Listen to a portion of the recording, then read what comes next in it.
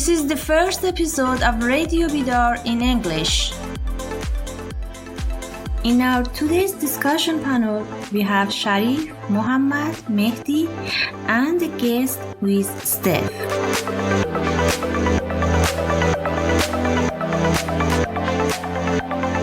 This is Radio BIDAR. Today is 31st of January 2022. We have a special guest tonight, Stef. Very welcome to our podcast in Radio BIDAR. Thank you. Thank you for having me.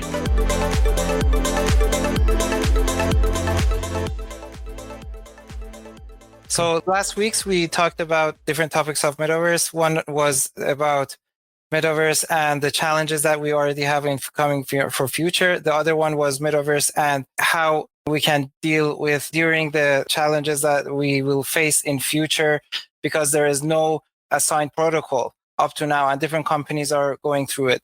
Another topic that we talked about was Metaverse and Singularity, that what happens and what is the possibility that someone would leave the real world and just migrate to Metaverse and prefer to stay there instead of having his life in here. So now tonight we can continue our discussions about Metaverse. Since Stef is more expert in AI and HCI, human-computer interaction, maybe it's a good topic that we can open and talk about Metaverse and HCI and how do we see it in future and how are the impacts? What are the technologies that they have done, or what is, in your opinion, what do you think that it will come to us? Sure. So coming from an HCI point, I guess there's the different ways that we're going to interact with it. So from, although I don't know too much about specifically Metaverse, I have done some research in the way that we interact using VR and AR. And the approach of the actual design of how to show the information is really newer in the way that we interact. Like we've had computers for a long time, but the way that we interact with buttons and switches in a much more tactile manner is still quite new in the field of research, and what is the best way to make this type of interaction intuitive. And so there's in a lot of education in UI design is still built in the world of like web, because right now that's probably one of the biggest ways that we interact with programs. And so there still needs to be a shift in towards that user interface in the virtual world.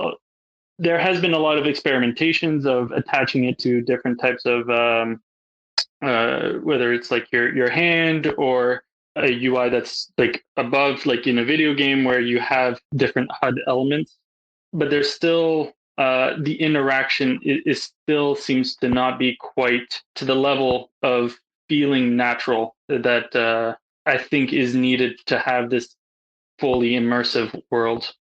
There are different types of like trackers for tracking fingers. From what I've seen, Facebook has been funding this type of research, whether it's outside in or have types of trackers on your fingers that are tracking to outside type of like light sources and things like that. But there's still other elements that are missing, like that tactile feedback of certain types of touches and things like that, which are still very bulky in where the technology is nowadays. There's a lot more to talk about, but more specifically with HCI, that's more of what I feel like it's still very early in that interaction, and where you'll still see people getting sick in VR, and movement really needs to be done in a specific way, and where some people from my research group at Laurentian have been testing out and trying to track these types of movements. It seems like some people are maybe more susceptible to certain types of interactions, and I think that the approach of interaction will have to be more customized to an individual than where when we just go on a website, everyone sees the exact same type of interface. And that's another aspect where customizability is still very new. We do have different types of pushes from the government and stuff like that as far as accessibility and changing size of and colors if you're colorblind, but we don't have as much customizability for in specific individuals and the way that they feel more comfortable in that type of environment. Oh, that's great. Just as an introduction, for those who may not know the word HCI or human-computer interaction, there's the knowledge, there's the science that had been introduced around, let's say, 40 years ago, the first days that computer came, and the main idea of HCI is filling the gap between a computer and a human mind. Something is in your mind, something is in computer. How we can fill the gap and tell what is in our mind? Yeah, by sure we see keyboards and mouse, but the way that making it more smooth is called HCI. So now, from HCI perspective, as Stef mentioned, we are a very big leap, a very big jump with Metaverse that it can help, but still there's a lot of way to go, and it will have, as you said, you had some searches this is what I found. You had some searches in Laurentian University. That's interesting on this specific matter. Very nice. So we are doing it. Good. Yeah, actually, I came from more of a video game background, and I just kind of stumbled around these people that seem to really enjoy that type of interaction, which are some of them are gamers, but not all of them. Some of them just enjoy that type of interaction, whether it's visual, auditory, or tactile. There's many different ways that you can interact, and it's really important that we have these types of groups to do this research, because I do believe that this is the future, and it's only going to help the more research we do on it. Thanks. Yeah, I got a question for Stef, if I may. Do you know what's the difference between brain-computer interface and human-computer interface? Yeah, so human-computer interface is more that interaction from the outside of your body, whether it's through your hands, through your mouth, or I guess movement, much more tactile types of interactions, where brain-computer interface tends to be more about the installing directly onto the neurons itself, where you have a more direct to the nervous system of a human. So an example of brain computer interface would be putting in a chip and being able to control a robotic arm without having to really move anything. But a computer interaction would be HCI would be more like controlling this robotic arm through joysticks or through commands of saying, go pick that up. Do you want to ask a question? I apologize if it seems too newy questions, and probably you had that discussion before, but it seems that you have been searching about Metaverse, and something that it's my question at the point is it just a new term to attract eyes and funds and blah, blah, blah? Because we had that experience before where the VR and AR term, when those terms have been introduced, it attracts a lot of eyes. A lot of people have been discussing about those, but then the things that actually happened, it took a long time for us to see using those kind of things in our life, feeling that something added to normal people's life. Is it another these kind of things? That discussion about Metaverse, will it happen soon, or is it just another terms and another these kind of project that big companies compete with each other to say that we are leading these terms, or will it add new things to normal people's life? Will it change our near future life, or will it be just a research topic, another research topic to fancy kind of things that just be around without adding more meaningful things to human being life?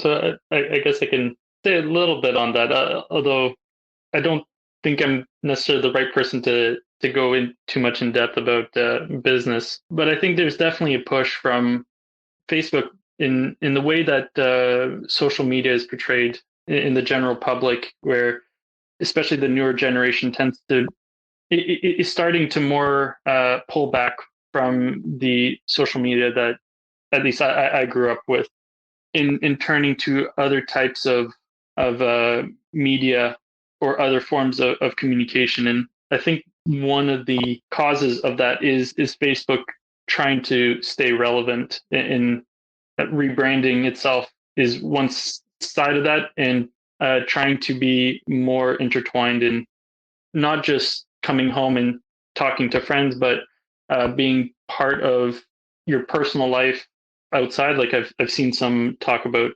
AR and being able to bring, I guess, the metaverse outside of your home. But also there's the amount of money that's in the business sector that Facebook has been not really, or trying to be part of, but not really part of, or haven't done hasn't gone in that direction very well, where like Microsoft has a lot of power in it. And I think that having Metaverse on a business side of having meetings and stuff is something that they really want to be part of. So you think that the motivation behind Metaverse is not a requirement from its potential users, it's motivations behind the business or plans of those big companies, big names in industry, in computer science industry. Is that right? Right. Yes and no. I think people do want to. People like shiny things, and so giving people something new to latch onto, I think. I agree.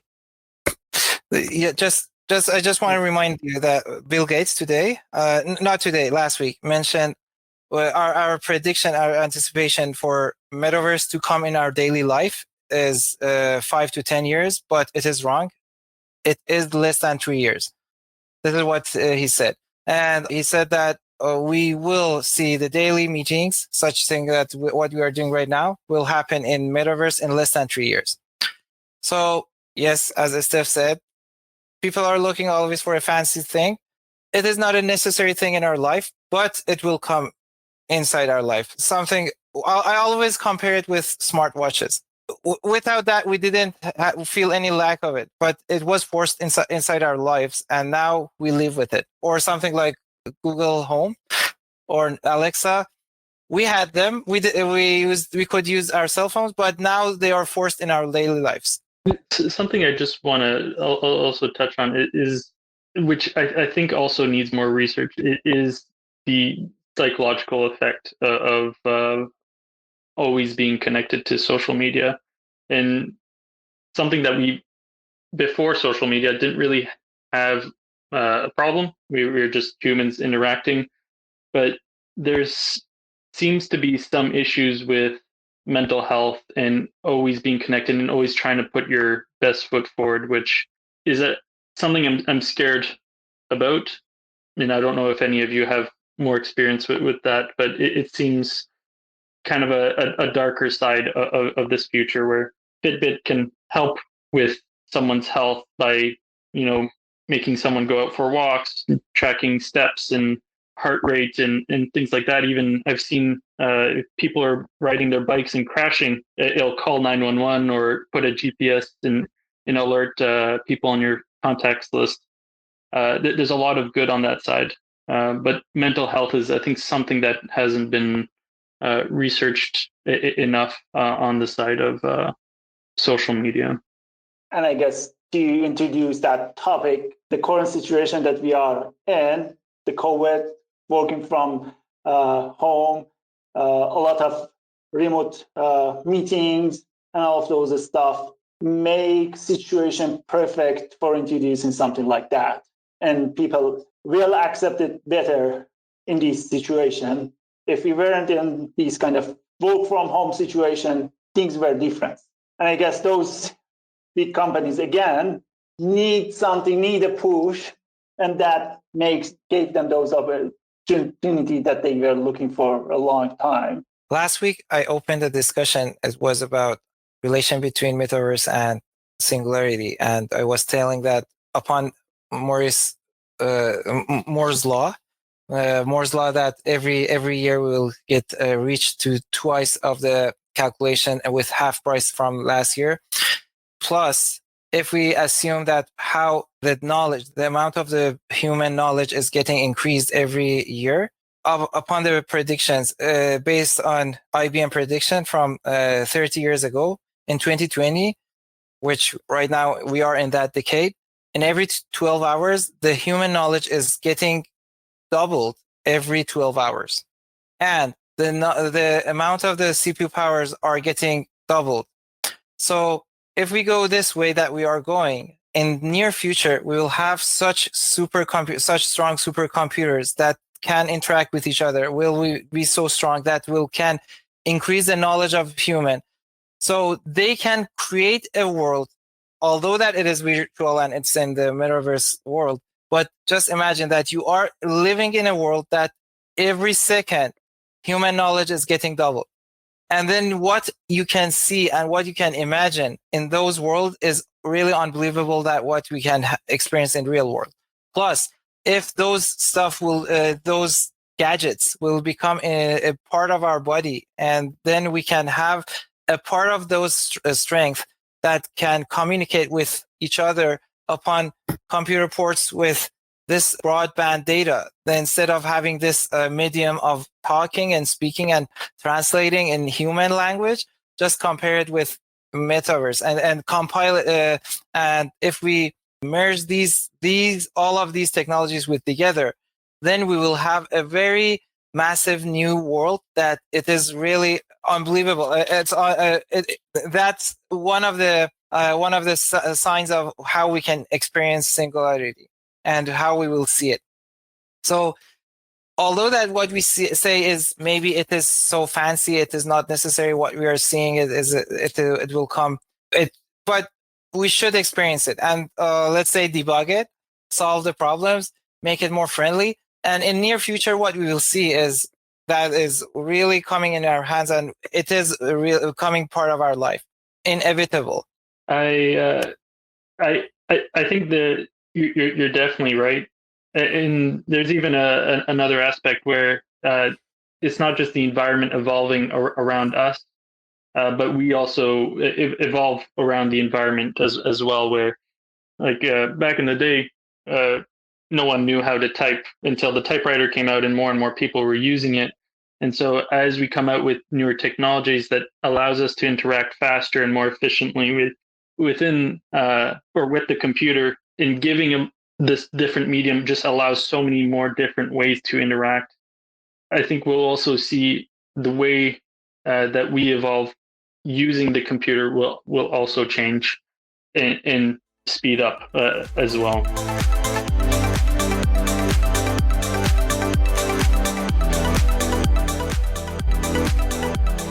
Okay, if I may, I would like to add something. I hope it's not an off topic. This is still about the concept of metaverse. But as we discussed last week, there are some news. I don't know, good news or bad news. So giant companies, tech companies, are buying previously, game studios. So it was Microsoft. Was they shocked everyone. And they bought Activision Blizzard for almost $70 billion, and it's ongoing. So recently, there are some news that Apple is trying to buy Electronic Arts. It seems that every giant company is trying to get inside of the both entertainment and also the metaverse, and using those potential studios for metaverse and for their own metaverse. And at this time, because there is no agreement between them, if we think about what happened about internet, and it took some years that they had a World Wide Web consortium. So this consortium was a kind of independent group of specialists who decided about the standards and how things should be implemented, how users should use the entire system. And they care about everything, and about mainly about the security, which has been violated many times by these companies such as Microsoft. And if for example, if it was not new players such as Firefox, such as Chrome, Opera, it was us and just maybe one single giant browser that it has the majority of the market. Now it's the time of Metaverse, and each of these companies, they're trying their best to bring their own ideas, to bring their own standards, and sometimes they sync together. Yeah, they can. So, for example, with your avatar and with your wallet and with your experience and purchase with your crypto money, you can be in several worlds. But sometimes we cannot, and that's the way that how they want to build their own world. And apparently, it's exactly depends to how they feel responsible for the future and the future generation, and to respect, for example, users' privacy and their security. It seems that, starting right now, they started to sell NFTs, such as lands in Metaverse world. You can go and select some lands, and but people are currently started and buying and paying really, incredible. They're doing incredible investment for the future. So, for example, and some of the rules that they are talking about, it's nonsense. For example, they said that if a group of musicians, they want to have a concert, and everyone with a headset, with a VR headset, they can join and use it. They just pay for the bill and use it. But the producer should have a land or a stage, or should rent a place to do that, just like a physical one. And people, in order to be there, for me, it's like that. You just connect and put on your VR, and you should be there. But they are thinking that you should have a virtual flight, land in a virtual airport, and communicate with a virtual taxi, and enjoy the many things, and then be in a concert, because you should pay for the flight. For example, it's a 5-minute flight, not a 12 hours. Okay. But in that 5 minutes, they want to show you some ads, personalized ads, many things. So starting from now, they're violating what the real metaverse and world should be, because they just want to bring more and more investors, and to show them that, our stock price will go up, we will have more revenue, and something like this. So these players, these giant players, at some points, it's not monopoly, but it's a kind of a small, maybe 4, maximum 5 players here, and they can decide what to do, and the rest of the world should obey.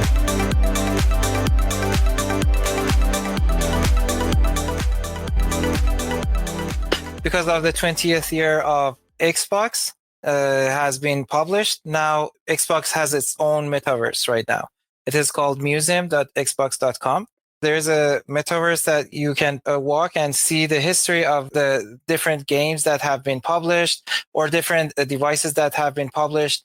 I haven't signed in with my Xbox account. If I sign in with my Xbox account, you can see the history of my games, what were my achievements, what were my games that I have already played, what were the consoles that I used to play. All of them are available in here. So Metaverse is not far from us. It is right now the real. You are seeing it. So you play all of these games? No, this is the public. This is the public account. No, I didn't sign in with my account. It's not active that much. Yeah, I'm not a gamer anymore. I'm old for it. I just hope that they don't make a Call of Duty on other titles exclusive. It is. What about PlayStation? There is a news from Sony in the metaverse. Did you heard about that? As I know, there is no news from their part. The latest news, when Microsoft announced that they are buying Activation, the PS stock just dropped. dramatically, and they lost $20 billion with the news because everyone saw that and went to buy Microsoft for Activation. It dropped 13%. Yeah, that's huge. And the idea is Microsoft has this idea to just promote their service, the Game Pass service, and so everyone can just have one account, Microsoft Game Pass, and they can play whatever game.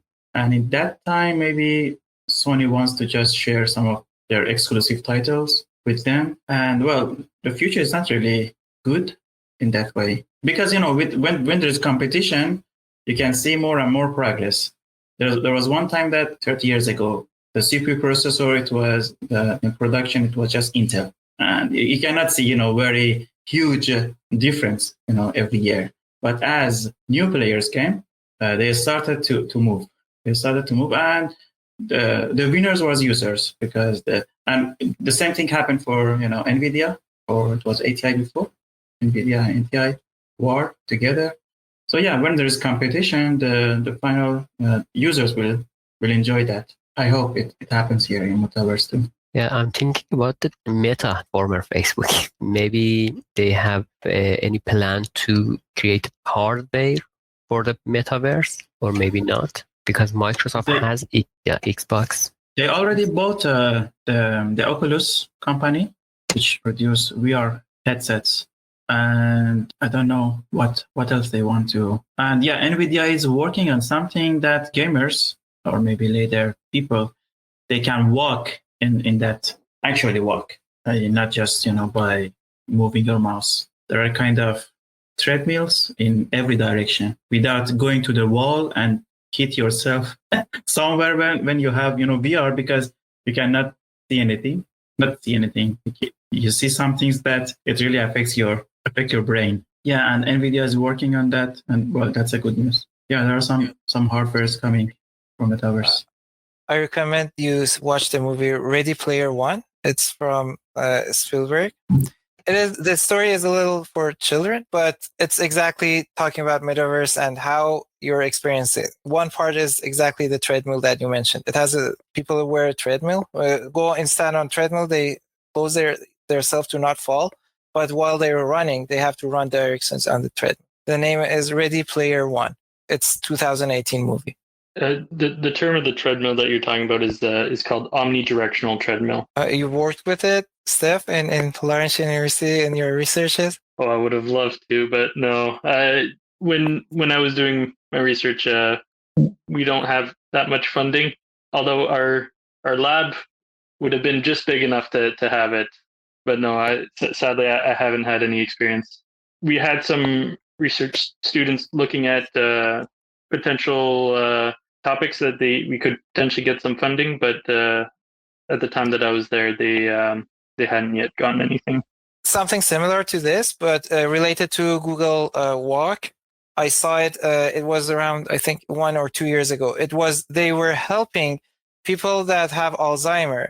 They were using these VR glasses, and they were trying to walk in their old days local neighborhoods. So while they were walking and they see, oh, this is my old house, this is my street, although they have migrated to other countries, or maybe their cities were far from where they were living, but while they were seeing those childhood neighborhoods, that was a good reminder of them to bring up their minds again, and it was helping them. So that was so nice. So we are seeing the effects of VR and Metaverse in our daily life. Yeah, and actually, there's another really cool study that I came across where being used therapeutically like that, where they would put people with very bad burns on their body in a virtual environment that looked cold. So they would be in a lot of pain and feel really hot. But when they looked like they were in a colder environment with like snowmen and a little bit of snow sprinkling down and like cliffs of ice, their pain level decreased a lot. And where that mental image of where you are, or that immersion of the environment can really change the way that someone thinks or feels, even physically. Yeah, this is a couple of Omni treadmills. Interesting things. Something like this one is $38,000. Yeah. That's for now, but I think it would be good. $7,000 cheapest one, or 6,000. Yeah. This is the new world, the future. That one is for 2 people. Oh, nice. How about another future for the metaverse? I mean, the usability metaverse for disabled people. Do you have any idea? Or my question is, how can metaverse help to disabled people? So from the way that we interact with our keyboards, for example, it is already a way of helping certain people that are disabled based off movement. They can still interact, or they don't need to necessarily go out as much, or if they're in pain. But where the metaverse can help more disabled people is where they don't have that normal type of dexterity that the broader population has with like their fingers, for example, where if you can communicate or write a document just by waving your arm, it will allow them to do a lot more, or to see a lot more than someone that could potentially use a mouse or things like that. The world is definitely trying to go more to be more capable for as many people. I don't think that this is metaverse is the only way that we can do it, but it is definitely going to help just because of the different types of interactions being more general. But there's other problems that do arise. But from what Mehdi had brought up about brain-computer interaction is definitely going to be an interesting way that then you won't necessarily need to have any sort of physical interaction to do that communication, and you wouldn't be able to tell the difference. So someone will not necessarily be judged as much as if you saw someone speaking in a robotic voice outside back like 10 years ago, but online, a lot of these disabilities are just going to be forgotten, or be able to be hidden, and where someone with these type of disabilities will feel more normal. This is actually one of the challenges that when you're talking about how AI is affecting our lives in the future, you're talking about that, yeah, AI would be some point better than human brain, and they will steal our jobs. We will lose our jobs. And the situation will be worse, that when we understand that when the singularity happens, and many of the disabled and handicapped people that, for example, they cannot see, they have brain, they have very with a good understanding. And so these people are coming to the market so they can code, because they don't need the eyes to code. Okay, so from then they can use their abilities and their skills to do new things. So it will happen. So, but this is not really, my concern. I don't think that AI and machine learning and technology in the future will steal all jobs. If it comes to make our lives better, it's kind of, they call it, as Gary Kasparov calls it augmented intelligence. It comes to help engineers, to help doctors, to help politicians, to have a better decision for society, for the planet. So for whatever decision we want to do, because previously it was just that some guys just sit and without any knowledge, they had to make some decision, and based on the decision, they had some consequences because they didn't see what's coming in the future. But when we have lots of data and we can analyze that data, we can learn from them. There are systems that they learn, they act. So, for example, imagine that there are some part of the world, there are massive firestorms in jungles, in woods. It happens because of the nature. We don't understand it until it's too late. But the idea is they could be many devices there, and they, based on many stats, the same situation about the temperature, about dryness, and many sensors, they understand that it's gonna happen. They can react. Even they don't need human to start stopping the fire. They can just start that process. and many others, use utilities. So I'm not really afraid of AI is coming, and so they don't hire me. So because machine is coding better than me, yes, correct. But I can do something better than machine, and that's us, and it's a good idea that we use more and more, data in our everyday life.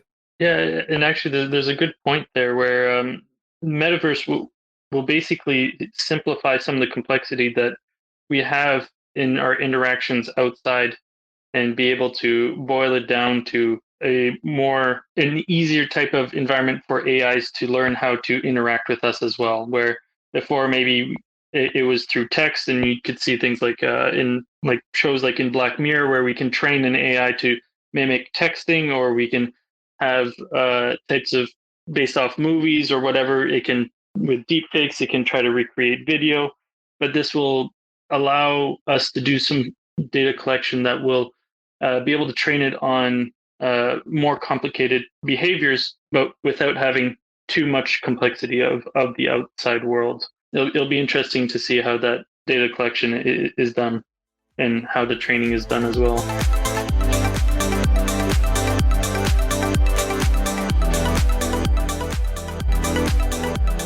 What about the data privacy in the metaverse? As you know, the metaverse is very a wide range of, Mark Zuckerberg mentioned, the meta is the wide range of social media and using the metaverse on the social media. As we know that the data privacy is very important to many of us. And what's your opinion about data privacy and in the metaverse or the new world? Anyone want to cover that? So they're collecting even more data, even, how many steps you walk, how many times, per minute you breathe, and do you have a good, sleep time, many other data, and almost there is no data privacy, and they try their best to make more profit. So this is the main concern, I guess. However, it depends on which world you choose. If you go to Horizon, which is for Facebook, or the one that you mentioned for Adobe, or if you go to Decentraland. Decentraland is it's not belonging to any of these big tech companies. It's based on cryptocurrencies platform. It is on Ethereum right now. So let's be optimistic, but definitely there is no privacy. While you step in these worlds, you are giving your data to them. But it would be harder, let's say for Google, to track you while you're walking in Decentraland or Sandbox, these worlds that are not yet belonging to one of these big tech companies. That's true, but I guess even by not using those giant companies, Metaverse, you also given them some data that they can use. The times that you are not using their tools will also be a valuable information that they can use and they can train with. So I could imagine that in future we will spend some time on Microsoft Metaverse teams, although I hope that they can solve their issue that they already have with their software before moving to Metaverse version. But then when you switch to one of those Sandbox or other platform that you mentioned, you're also giving them some information. There are times that you are using those environment, and there are times that you're not using them. And that's by itself is a valuable information that they can train with. But the Stef brought up a good point. There are difficult machine learning challenges that we cannot solve in real life because of a lot of detail that machine learning model have yet to deal with. But if we can answer those challenges, or if we can solve those questions in a simplified version of the environment in visual and simulation environment, that can be interesting. That will be something that can add value to our daily life. There is a joke that when you want to apply for Google, they said that no need to send your CV. We know you already. So this is the issue with when you want to, because they are hiring. For example, Meta plans to hire at least 10,000 employees, and they said that it's really hard to convince them if they are against them. If you tweeted something, against their idea, and so they convinced that okay, you don't believe in this project. You're not a good fit because of that. Because the transparency of the data, the companies they can decide what to which employees to hire. It's like that, just like governments. In some countries, they assess you before hire you to see that if you are the same, you got the same thinking and mentality like them. So it has been said about Google or Microsoft even before, but not recently.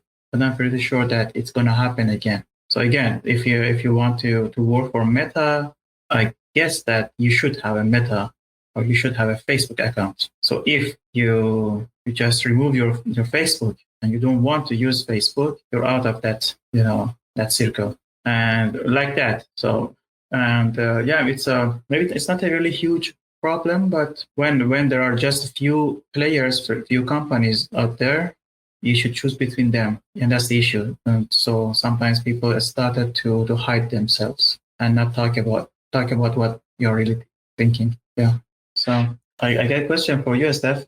What are those maps behind you? They are metaverse boards or they're ancient maps?